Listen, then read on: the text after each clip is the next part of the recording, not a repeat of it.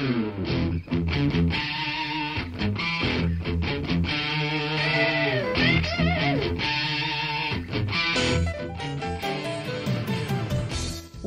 to Thriving Entrepreneur with your host, Steve Kidd, third-generation minister and 30-year business coach. Listen in as amazing, world-changing authors, speakers, and coaches share their struggles and victories. And hear from best-selling authors' insight into how you, too, can live your life as a thriving entrepreneur. This is Steve. Welcome to Thriving Entrepreneur. How are you doing today? Thanks for being here with us. We hope that by the end of today's episode, you can up-level yourself and your business just a little bit, because we really do know that the best way to thrive in life isn't to be perfect, but to just be growing. You know, there's an old saying that says, when you're green, you're growing, and when you become ripe, you begin to rot. And so we want to always be in that state where we're flexible, bendable, growing, learning, developing into more and more each day. That's really the best way to thrive. I mean, if you think about people that you know who are totally shut down, you know, they just really have no interest in learning anything else. We all know people like that. You know, they're not really that much fun to be around. It's fun to have engaging conversations. It's even fun to have conversations with people who have differing opinions than you. You know, if both of you can actually come in and have a really genuine, honest dialogue about what you're speaking about. You know, I think that's kind of sometimes one of the funnest things that you can do is to really talk about issues. I think that we would do a lot better in this world if we found ourselves more in a place where we were talking about things rather than holding them in close, you know, not speaking about them and just simply waiting until somebody else stepped up and said something, or worse yet, hoping that something would change and then watching as it never does. That's really sad when you see an injustice in the world and it just stays the same. You know, there's an old saying that says, in order for evil to triumph, all that needs to happen is for good people to do nothing. And that's why I get so excited when I see people who, at every level of their journey, they're just stepping up and doing what they can do. None of us have the ability to change the entire world. But what if you only make a change for even just one person? I've used this example before, but I love the story. You know, the guy's walking on a beach after a huge storm, and the beach is just covered with starfish all over. And there's a little kid just on the beach, just running as fast as they can, picking up starfish and tossing them in the ocean just as quick as they can do it.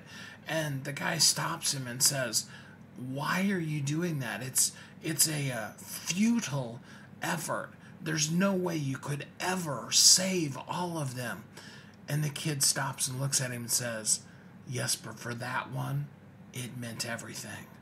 And that's really where I want to see us focus, is for that one, it meant everything. That is the best thing we can do, and that's such a great way to be able to thrive as an entrepreneur. And I know that's what you want. That's why you're listening, right? You know, whether it's your first time, and if it is, thank you for joining us. Or, you know, you've heard every single solitary episode. I want you to really know that you're home and know that you can find a place to be able to thrive. And I want you to, as you're listening, know that from my heart, my intent is for you to be that one starfish that I can help get into the ocean. And then there are other starfish that I'll help along the way. But right now, my focus is you. And I'm glad that you're here. And I'm glad that I can spend some time with you today, pouring into you just a little bit and helping you out as we both move on our journey at the levels that we're at to thriving in life and in business. It's really cool. And I hope that you really already are living as a thriving entrepreneur. I hope your business is that thing you always dreamt of, that you find yourself like you have to pinch yourself. I feel this way sometimes when I'm doing the radio show. It's like my guilty pleasure. I have to remind myself sometimes that I actually do it for our company because I enjoy it. I have a blast. And I get to talk to so many amazing people. And I really hope for you that your business feels that way to you. You know, they say that if you do something you love, you'll never work a day of your life. And although all of us that are in business know that there are days, even in the thing that we love, that you have to, clean house, wash the dishes, those kind of things. You got to file paperwork. You got to do your taxes. All of us know that in business there are those days. But we also know that it's our passion that propels us. It's being passionate about what we do that takes us through those times when the sales aren't closing like they normally do, or you're getting the same excuse and you're just pushing through, or whatever, maybe you're sick. I mean, we've all had that where the business is basically shut down because you're a solo entrepreneur and you're sick today, so therefore the entire company is sick. And those things happen, but our passion propels us forward into that next thing, beyond this temporary thing that may be going on today, into that thriving, exciting life. I want to ask you a question today. I want to not just talk ethereally about thriving. I love talking about that. It's probably part of the reason why I named the show Thriving Entrepreneur. But I do want to talk very specifically today about your business. And I have a question for you. The question is this: are you running your business, or is your business running you? Think about that for a minute. Are you running your business, or is your business running you? It's a fine line sometimes. And often there are things in our business that we have to get done. But the question is, have we buried ourselves underneath of things that we have to do, and we've stopped doing the things that we need to do? Do we have a company, or have we just found a way to have a job that we work even more hours than we did when we had a job?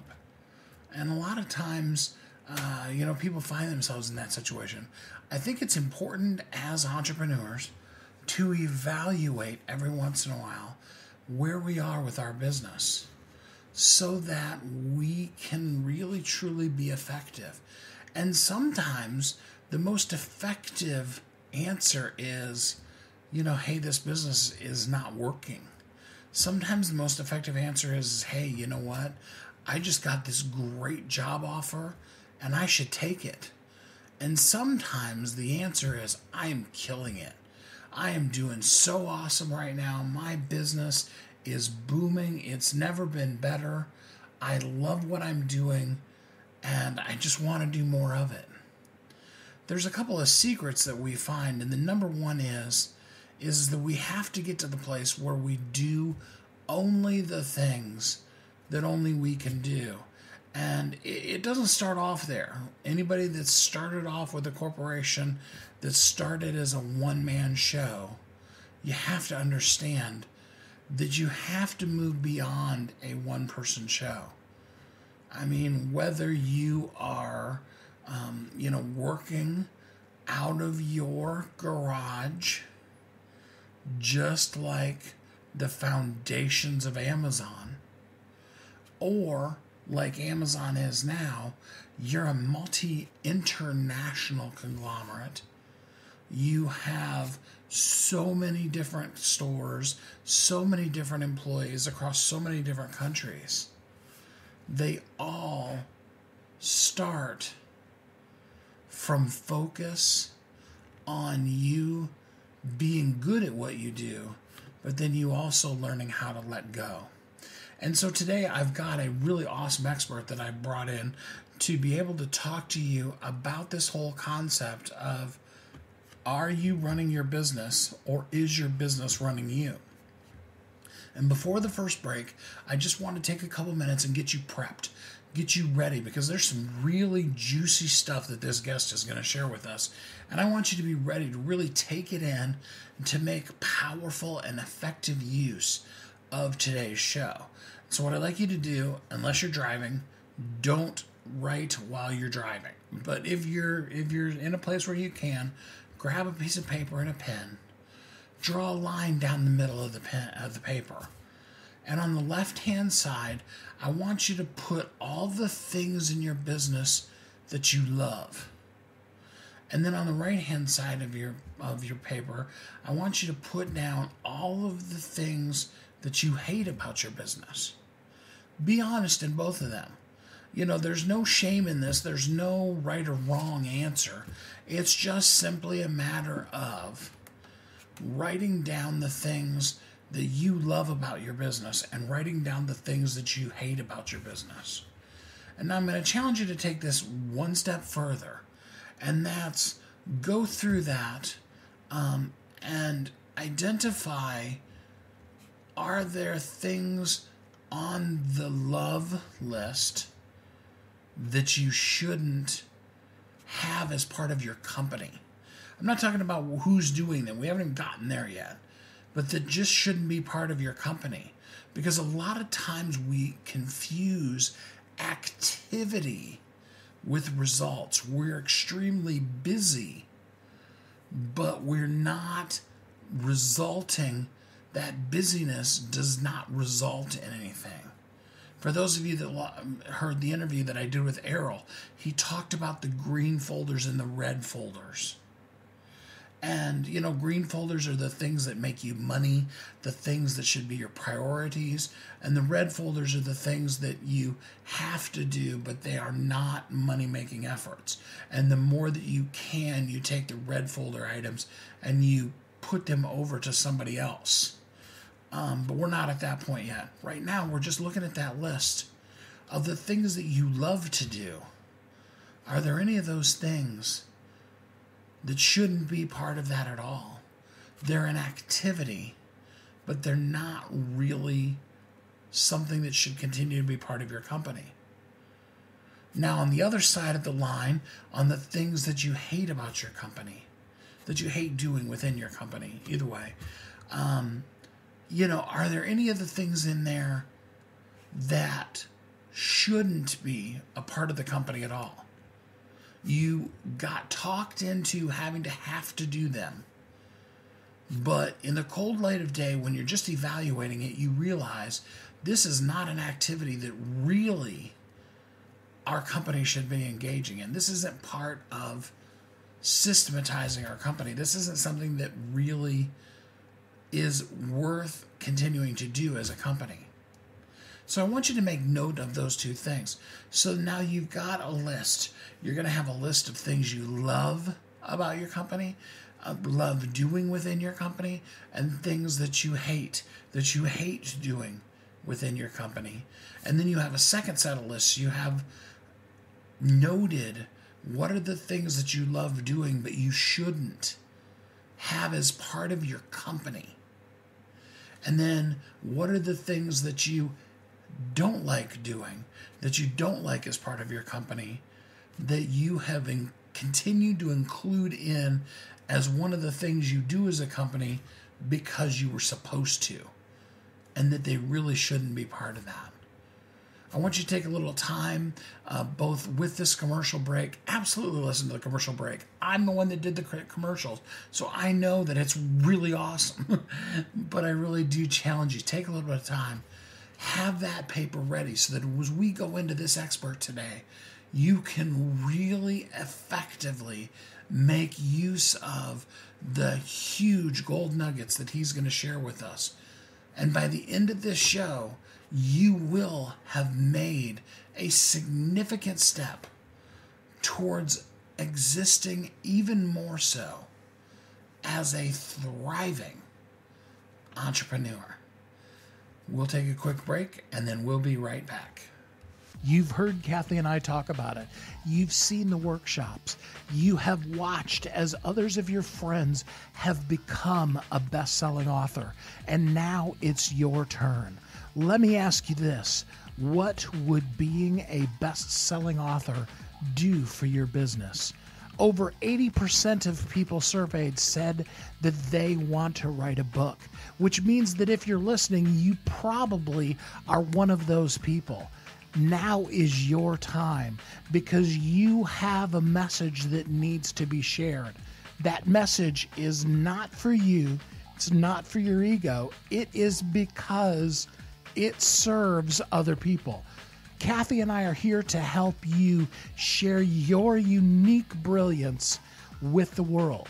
All you need to do is go to WeHelpYouThrive.com, check us out, and find out how you can be a best-selling author today.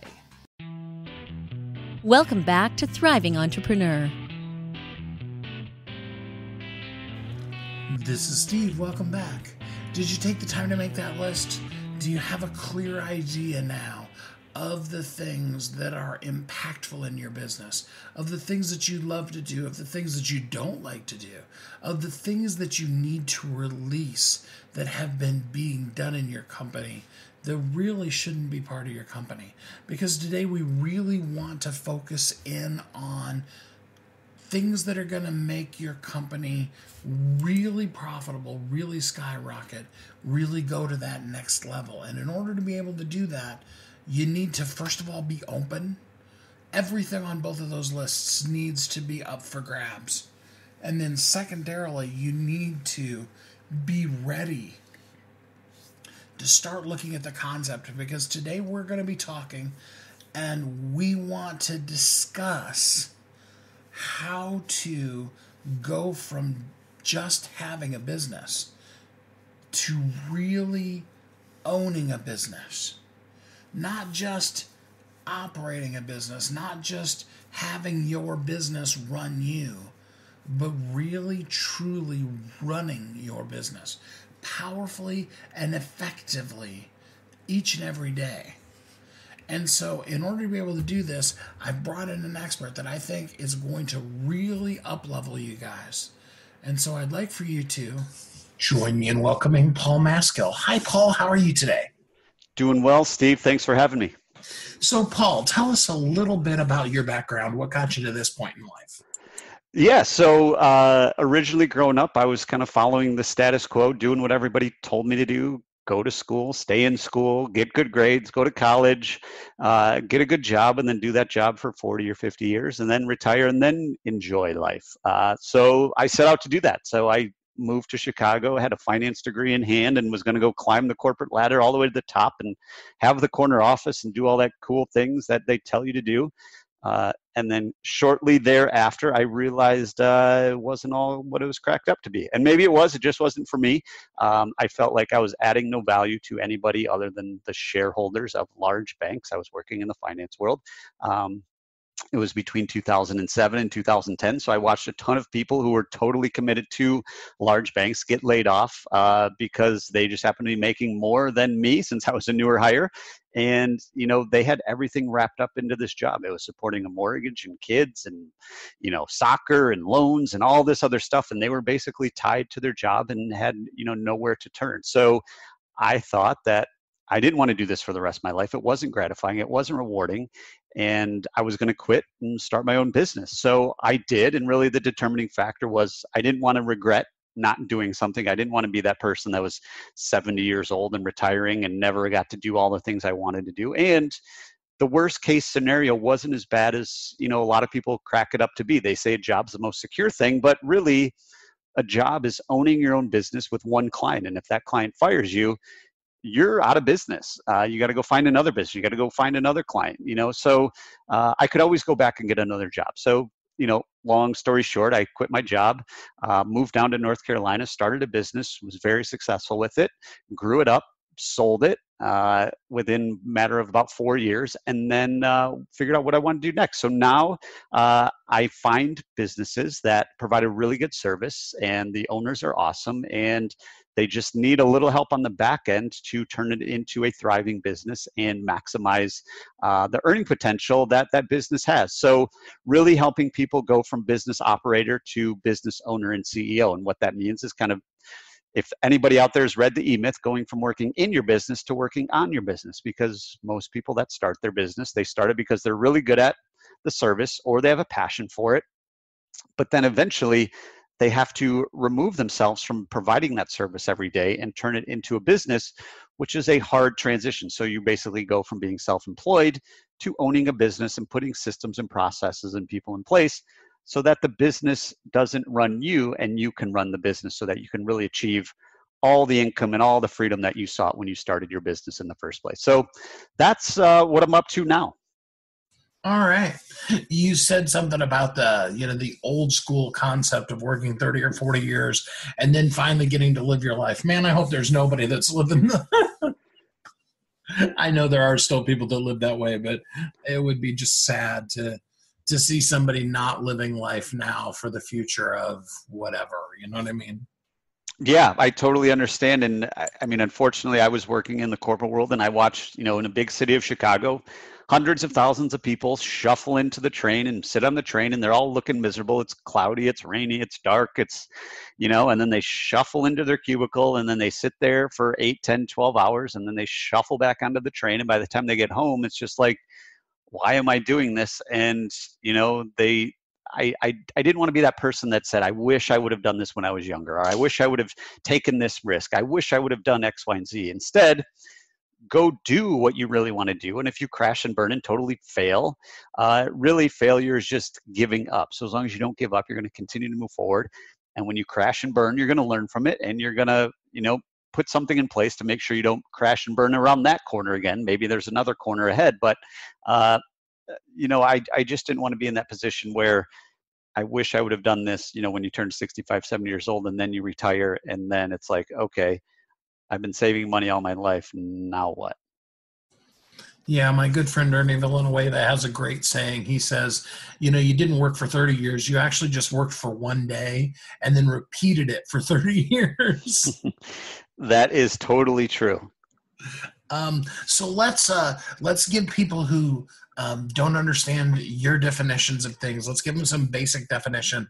So what would be your difference in being a business operator versus a business owner and CEO? Can you kind of give a simple definition for the two of those?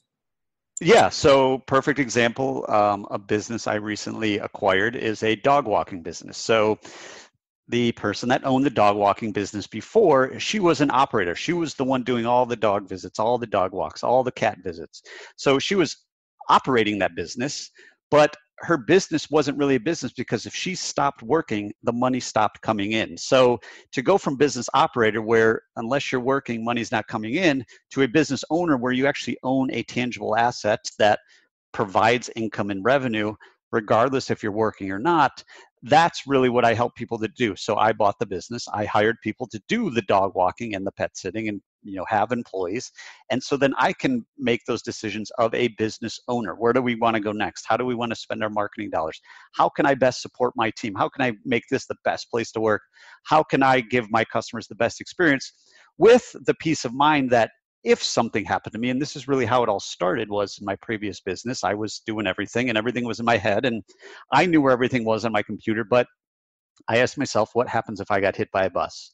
And if I got hit by a bus, my business wouldn't last very long. I would have some really upset customers. I'd have some really upset employees, and I would have a really upset wife who would say, why did you leave me with this big mess?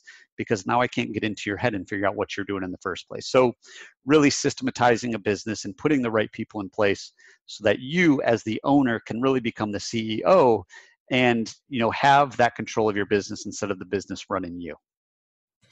That is so fun that the example you use is a dog walking business, because so often, I interview lots of people, and some of the bigger guys that, really do emphasize helping people get to the next level or buying out their businesses. You don't hear stories about simple things like that. It's like, and I just bought out a multinational conglomerate. um, so yeah, some other time we'll have to hear the whole story about how and what drew you to a dog walker business. But that's cool. I think that's fun, because I think that's a great example for people of, it doesn't have to be some life-altering cure for cancer business in order for you to do it.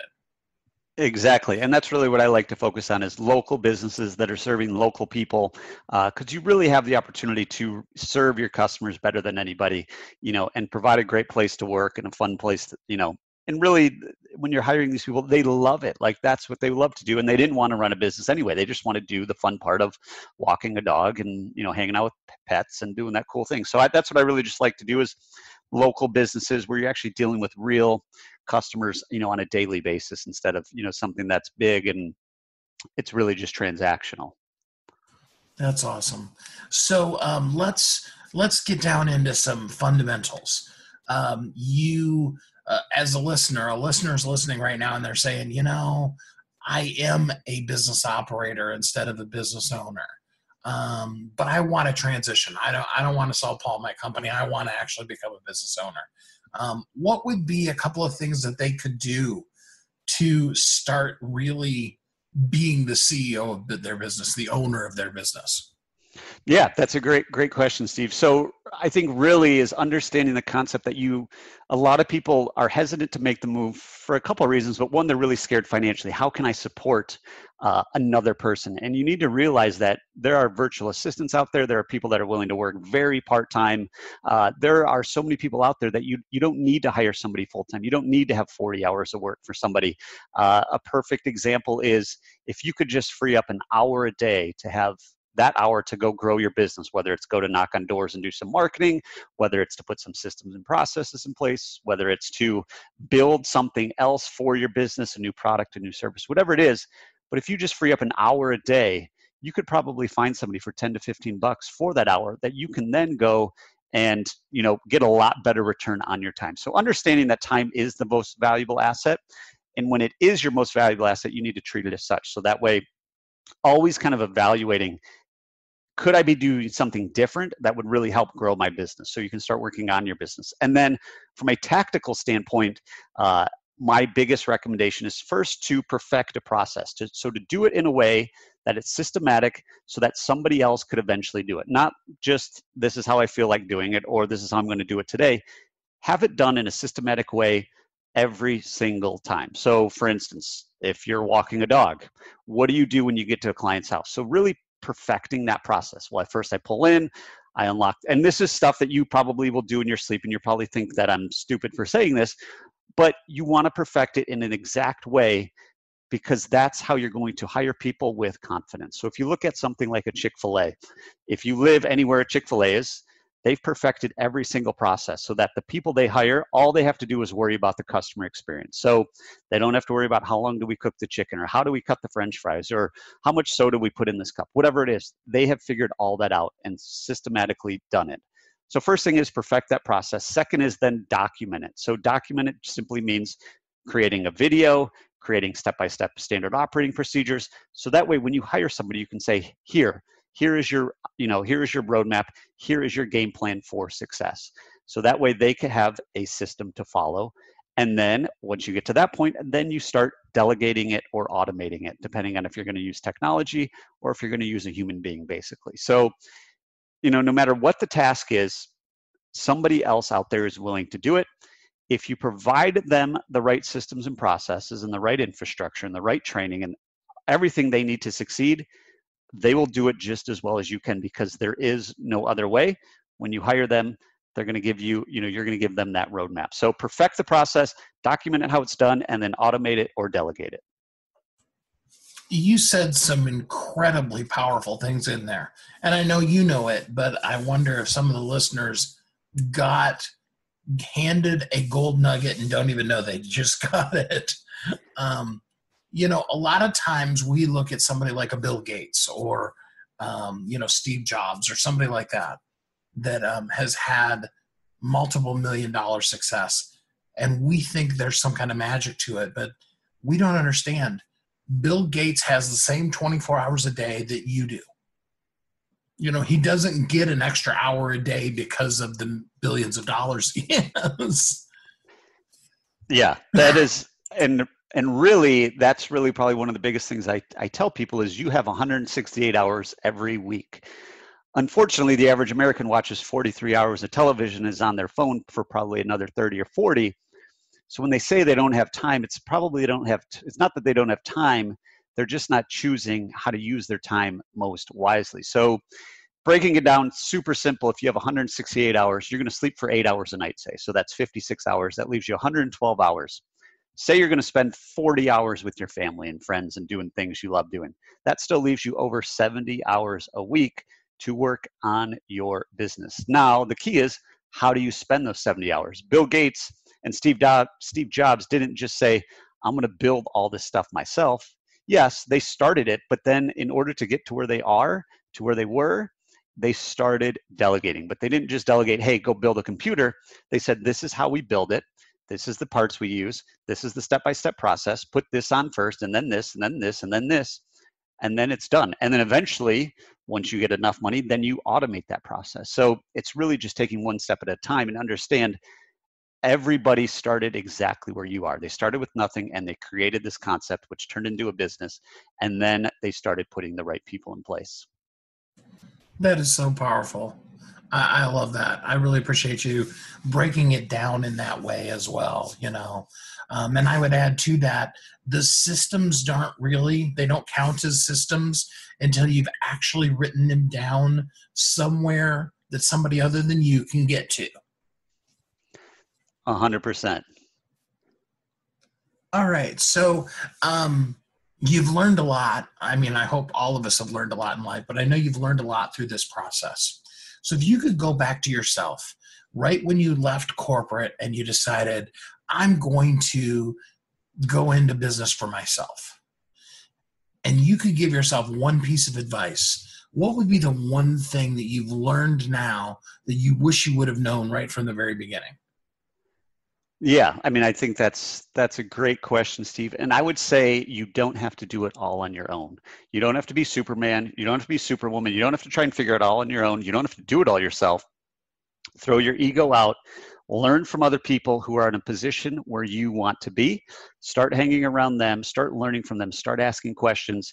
There is no medal that says you did this all on your own. You just want to learn from other people. That's going to accelerate your, time to get to where you want to go. So don't have an ego, and don't be shy of, asking questions, connecting with other people, reaching out to people that you admire, that you want to chat with, because the wheel that you're building, somebody else has already built it. So there's no need to reinvent it.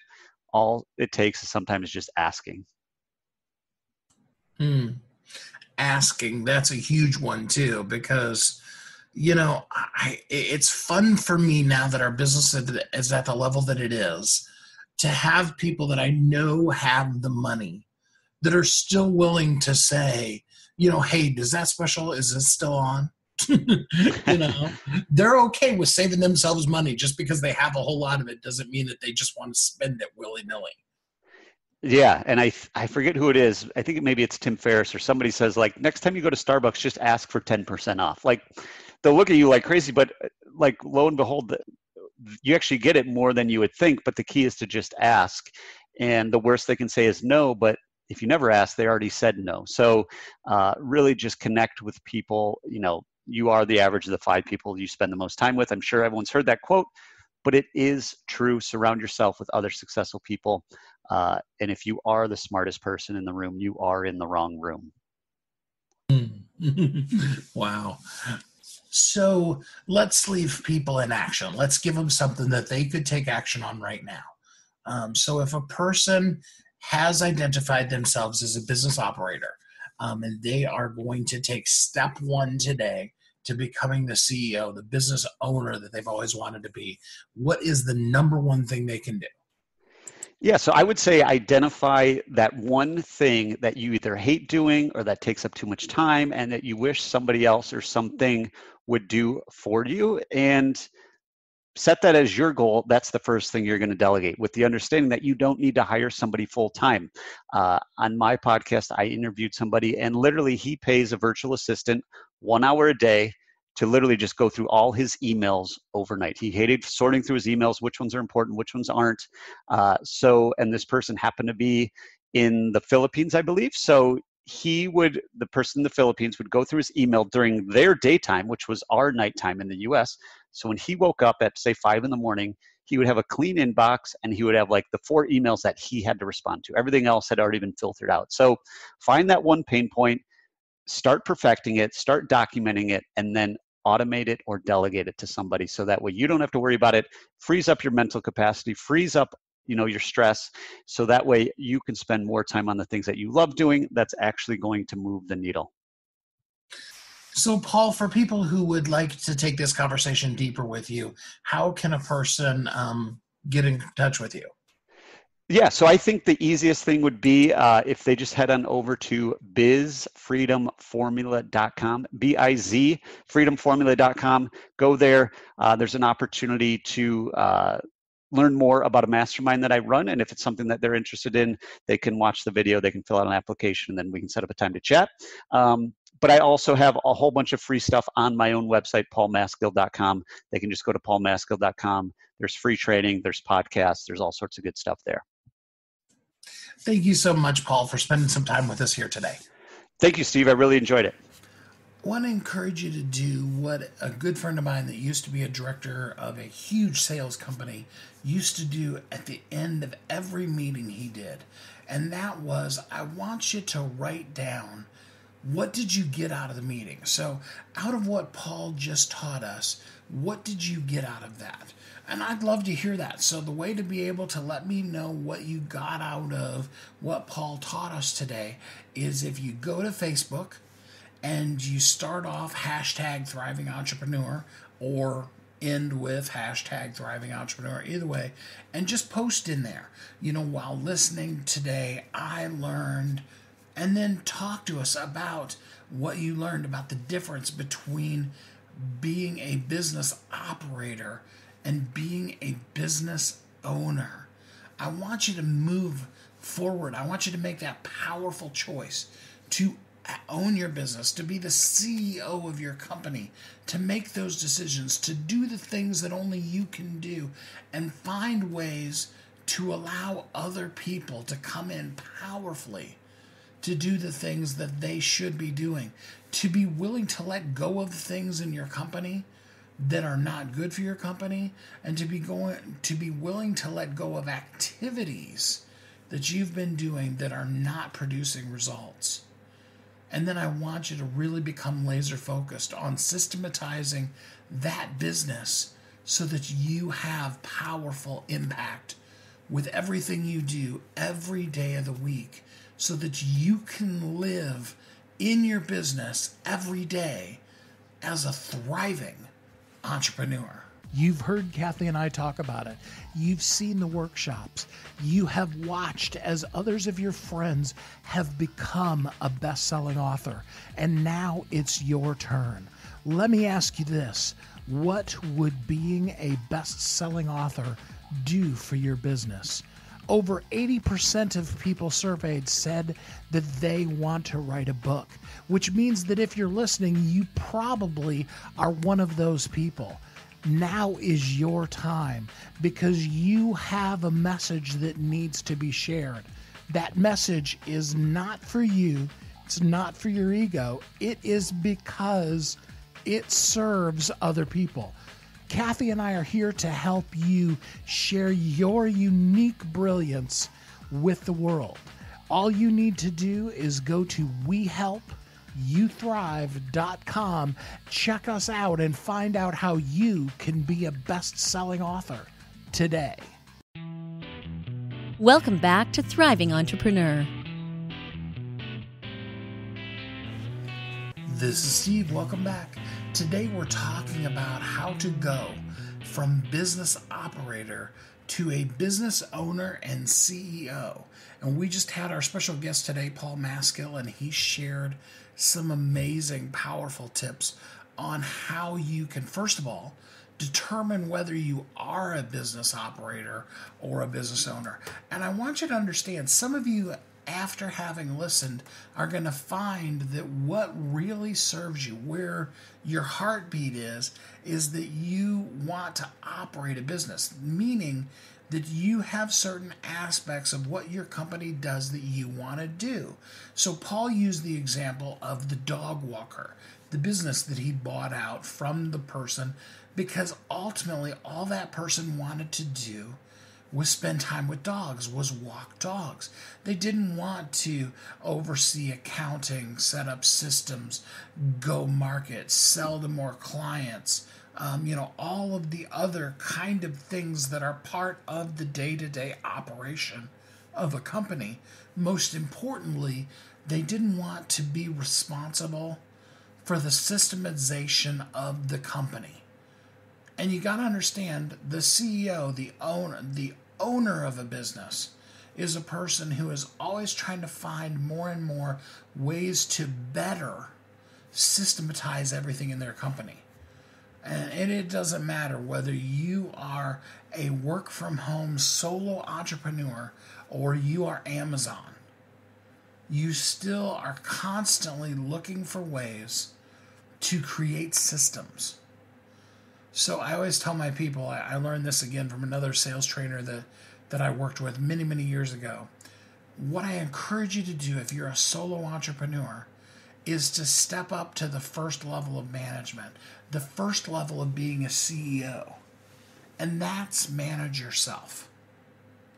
You need to create and live within systems in your company.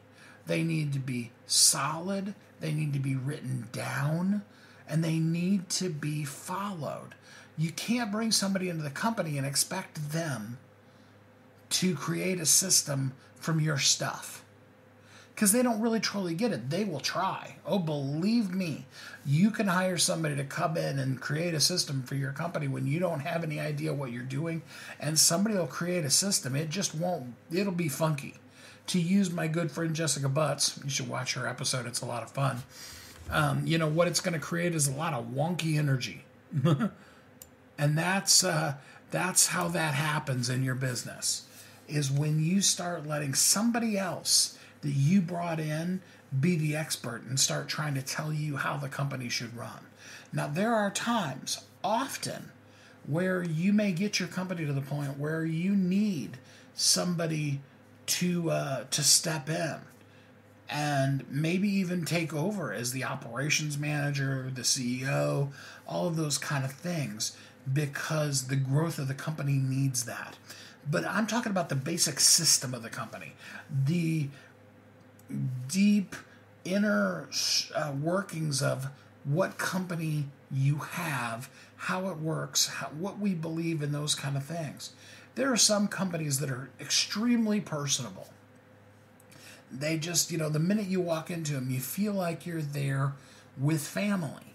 And there are other companies that the culture of the company is very, you might call it rigid, you might call it professional, whatever. It's a very calm, sometimes even cold environment. Neither of those, there's no make wrong here. Neither of those is wrong. It's just simply a matter of what is the culture. And if that isn't the culture that you're intending to have, well, I want you to understand the fish stinks from the head down. If you don't create a culture in your company, and that starts when it's just you. What am I going to do? When am I going to do? All of those kind of things, and you systematize every single thing. Now, like I said, some of you, after listening to Paul, you have realized, I don't want to be a CEO. Hey, that's okay. I really enjoy the operation that I'm doing here, but I do not want to be the CEO of the company.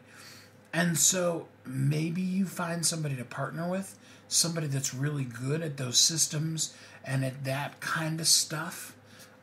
Maybe you sell the company to somebody who does want to systematize it. Maybe maybe within that you say, hey, I want to sell you this company. Here's the job that I do. I do it really well. Like going back to the dog walker thing. Hey, I am a great dog walker. I really meet the needs of those dogs.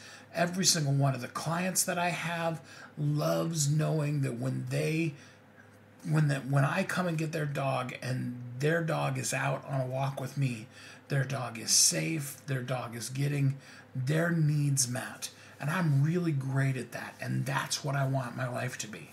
Hey, there's no shame in that game. That's awesome. I want you to have that clarity. For others of you, hearing what Paul said today lit a fire under you. You're like, oh, I am going to be the best CEO of a company ever. There is going to be in the history books written about the best CEOs in the world, and I'm going to be the person at the top of the page. I hope there's some of you listening that's what it incited you to. And you may already be on the path to that. You may be well on the road to that. You may have listened to Paul and had him just reiterate within you every single thing you already believe and do and the actions you take. And if so, hey, I applaud you. Absolutely awesome. That's amazing. And if there are some things that you strive for but haven't done, take that fire that's been lit under you and really take the time to exceed your own expectations. Create the culture for the company you want. Do you want to be the kind of company where, everybody feels like family and it's just as likely that people are going to hug each other just during the middle of the regular work day because they're so close, it's like family? Or do you need, for whatever reasons, for the company to be a little bit more, professional and that there are certain lines like that you just don't cross at work?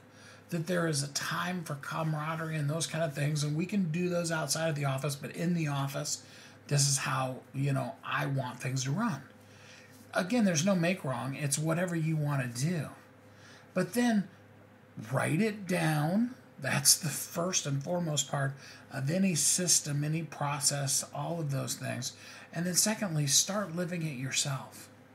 One of the things I wrote about in my book, was talking about in order to succeed in life and business, one of the things you have to do is reward yourself, award yourself.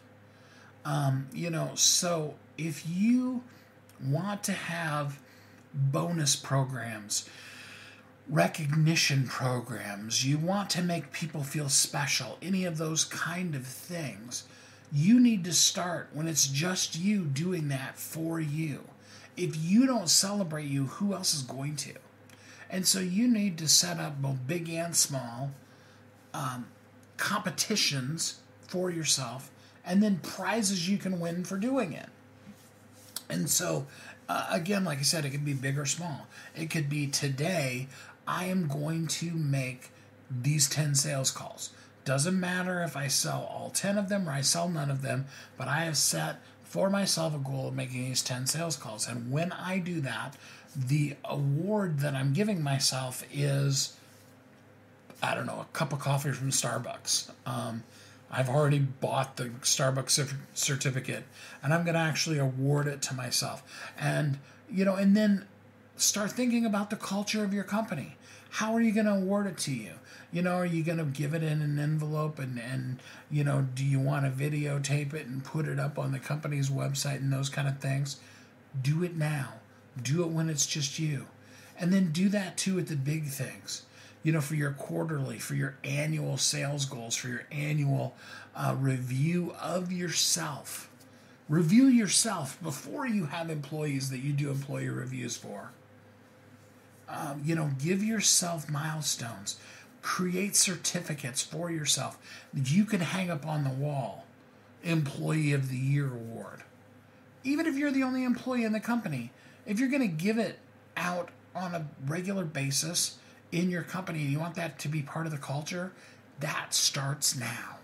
Your culture isn't going to start when you get 2 people or when you get to 20 people or whatever. The culture that you're going to create in your company starts now. And so to be a business owner, to be the CEO of your business, you need to start operating on that level right now. And what you're going to find is that every time you take another step that direction, your business is going to thrive. You're going to thrive. And ultimately, you're going to look back at this moment and you're going to say, that was really the catalyst moment for when I became a true, thriving entrepreneur. You've heard Kathy and I talk about it.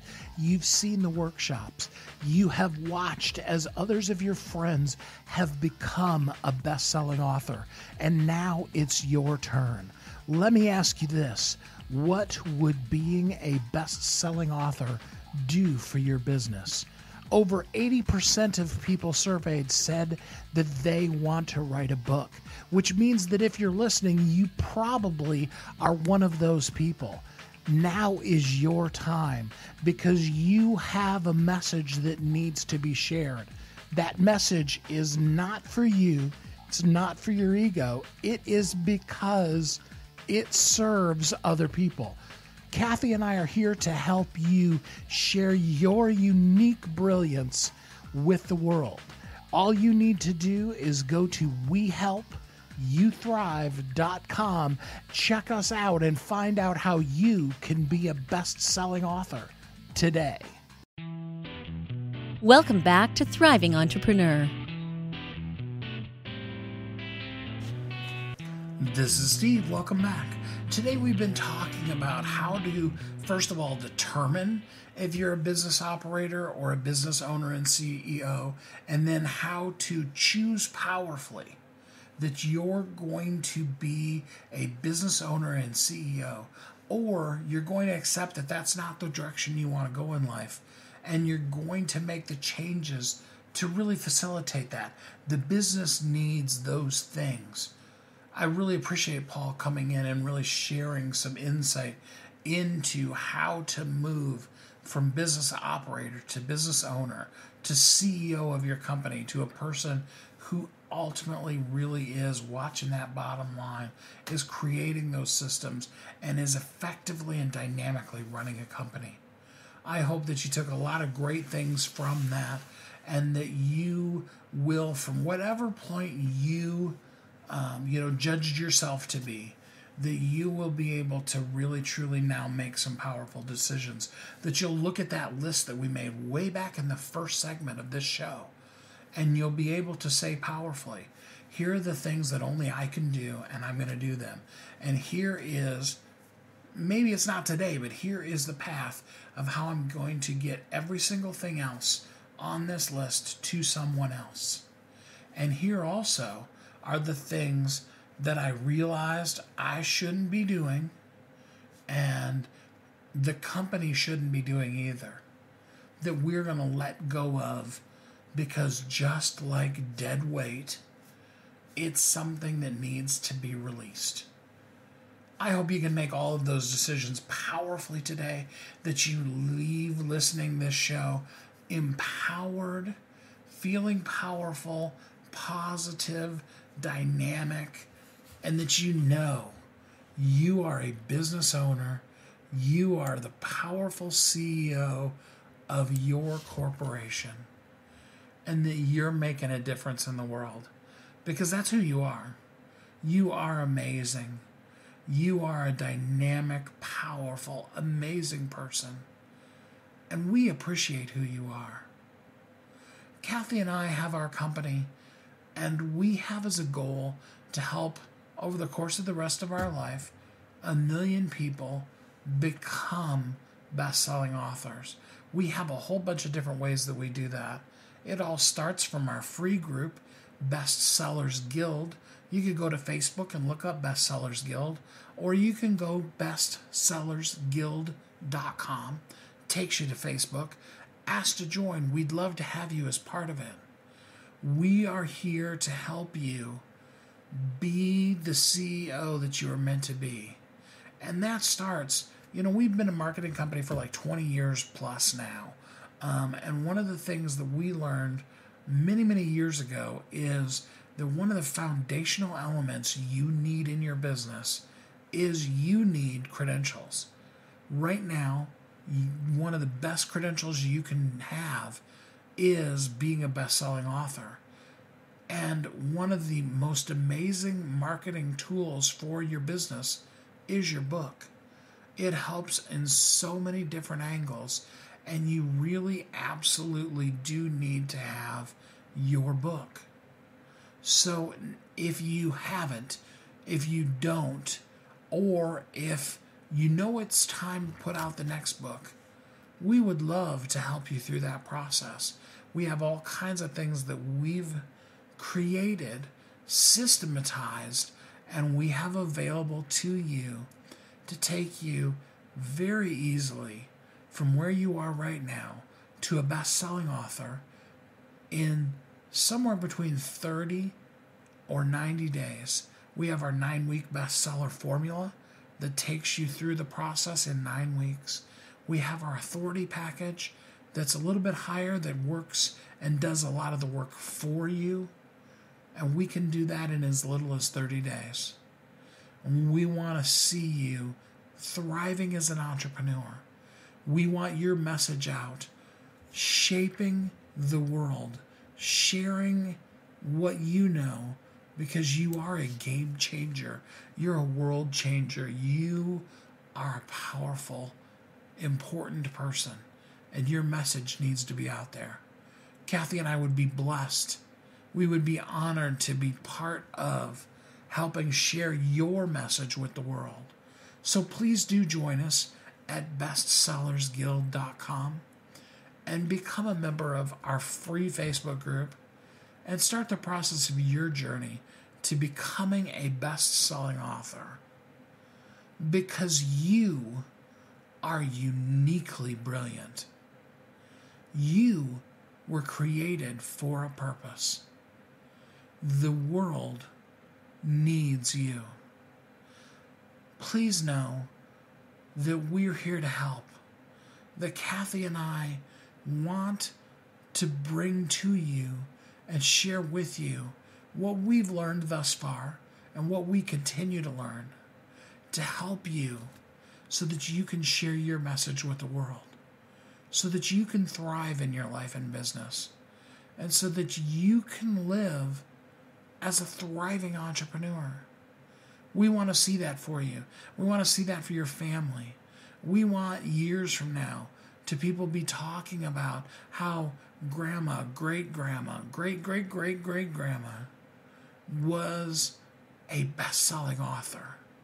She was an amazing CEO for a powerful, impactful company that changed the world. We want to see that message that you have to share with the world in print. We want you to walk through a room someday and see a quote on the wall and then stop and realize that quote was from your book. I want you to take that with you. Envision that today as you go through your day, living as a thriving entrepreneur. Until next time, know that Kathy and I are here for you to help in any way that we can. And I hope that you have a really great week. Thanks for listening to Thriving Entrepreneur today. If you want to get your question answered, send an email to questions@wehelpyouthrive.com. We look forward to you joining us again next time. You've heard Kathy and I talk about it.